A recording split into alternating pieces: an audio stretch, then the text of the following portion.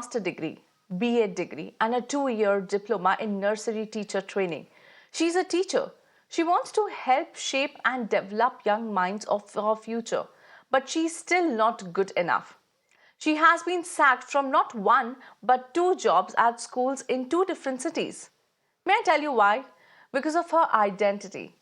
Her trans woman identity has overshadowed all her professional credentials. She was sacked by two private schools in two different states, namely Uttar Pradesh and Gujarat, after her gender identity was revealed. She has been a victim of structural discrimination and harassment because of her gender identity. Viewers, we live in the 21st century. It's 2024. Section 377 is gone. LGBTQ plus have rights. Their voices are meant to be heard. They are entitled to all rights, just like you and I. Then why discriminate? In India, being a transgender child in itself is difficult. Families disown their own child, and if they don't, they raise you right. Unemployment becomes a big burden. While people like Jane Kaushik are an inspiration to all, the system often ends up failing us. However, the 31-year-old Jane Kaushik doesn't believe in giving up. She was sacked but not silenced. And in now on her journey to supreme justice, the matter came up before a bench of Chief Justice of India, D.Y. Chandrachud, which heard the petitioner and issued notices to the centre and respective state governments along with the two private schools in question. I am being joined here by Jane.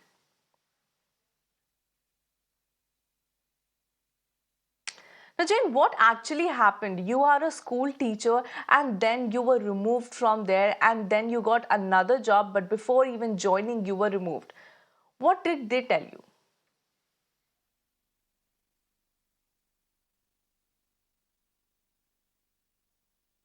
हाँ, तो मैं बताती हूँ। Actually मतलब मुझे नौकरी नहीं मिल पा रही थी जब मैंने अपना बीएड पास किया 2020 में, तो मुझे नौकरी नहीं मिल पा रही थी। और मैंने मतलब कई जगह, मतलब ऐसा नहीं हुआ कि ये पहली बार था यूपी के अंदर, यूपी की स्कूल में जब मैंने काम किया, जब मेरे साथ भेदभाव हुआ। ये भेदभाव की जो कहानी है बहुत लंबी कहानी है। शिक्षा के क्षेत्र से मेरे साथ मतलब ये भेदभाव शुरू हुआ, जहाँ मैंने बहुत मुश्किलों से अपनी जो पढ़ाई-लिखाई पूरी करी। मेरे साथ वहाँ पर हर प्रकार का हैरेसमेंट, अब्यूज़ हुआ, मतलब कि मेरे क्लासमेट्स किया करते थे, टीचर्स किया करते थे। बट बट एक ही वो था कि हाँ, मैं पढ़ लिख जाऊँगी और जिस दिन मैं कामयाब हो जाऊँगी तो शायद समाज का एक जो नज़रिया है मुझे देखने का, वो बदलेगा, मतलब कि। तो यही मतलब सोच रखते हुए मैंने सभी जो चैलेंजेस हैं उनको पार किया, मतलब कि पढ़ाई नहीं छोड़ूँगी, मतलब कि। और लेकिन मैंने पाया कि पढ़ाई के बाद भी जो हमारा जीवन है, उसमें भी संघर्ष है। मतलब शिक्षा तो संघर्ष है ही, लेकिन रोज़गार भी संघर्ष है। आप पढ़ लिख लीजिए, लेकिन आपको तब भी अपनी लैंगिक पहचान के कारण संघर्ष करना पड़ेगा, चैलेंजेस को फेस करना पड़ेगा। तो कुछ ऐसी ही मेरी कहानी है। तो ये यूपी स्कूल में मैंने जब जॉइन किया था, तो तब वो मेरा ऑनलाइन 3 से 4 मेरे ऑनलाइन डेमो कम इंटरव्यू सेशंस हुए थे। तो उसके बाद फाइनली मुझे अपॉइंटमेंट लेटर मिला ऑनलाइन, और तब तक उनको पता नहीं था कि मैं एक ट्रांसजेंडर महिला हूँ, मतलब कि वो मुझे एक फीमेल ही मान रहे थे, बायोलॉजिकली बोर्न फीमेल।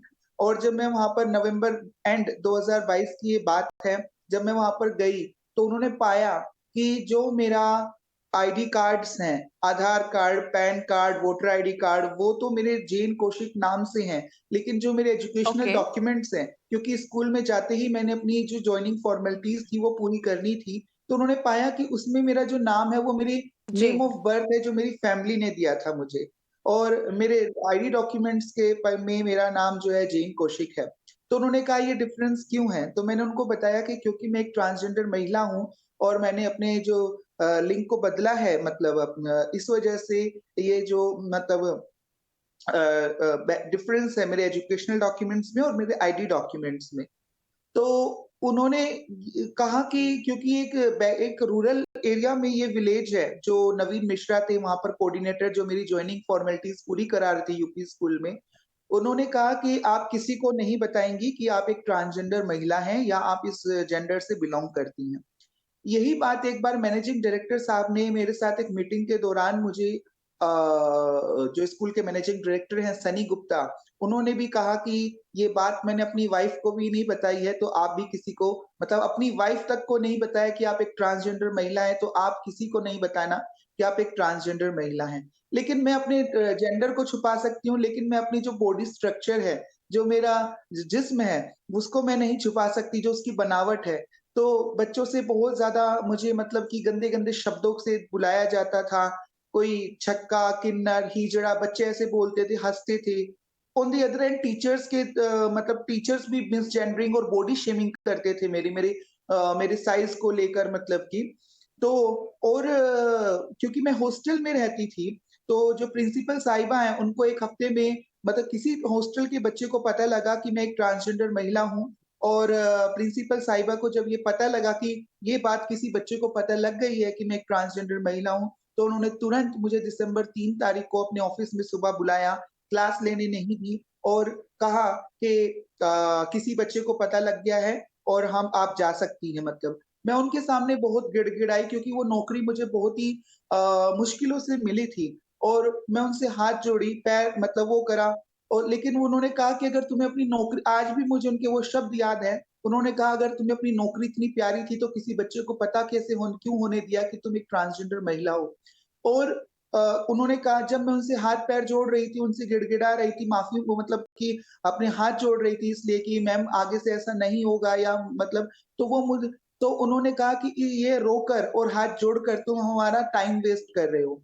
उन्होंने वो एक महिला होकर उन्होंने मेरी बेइज़्ज़ती 2 मेल मैम अपने अच्छा, उन्होंने अपने ऑफ़िस में पहले से ही जब मुझे बुलाया तो पहले से ही 2 मेल स्टाफ़ को बिठा रखा था और उनके सामने एक ट्रांसजेंडर महिला और मेरी बेइज़्ज़ती करी गई, मेरे जेंडर आइडेंटिटी को लेकर मेरी बेइज़्ज़ती करी गई। क्या ये मैं पूछना चाहती हूँ कि या क्या ये मेरी गलती है कि मैं ट्रांसजेंडर हूँ मतलब कि?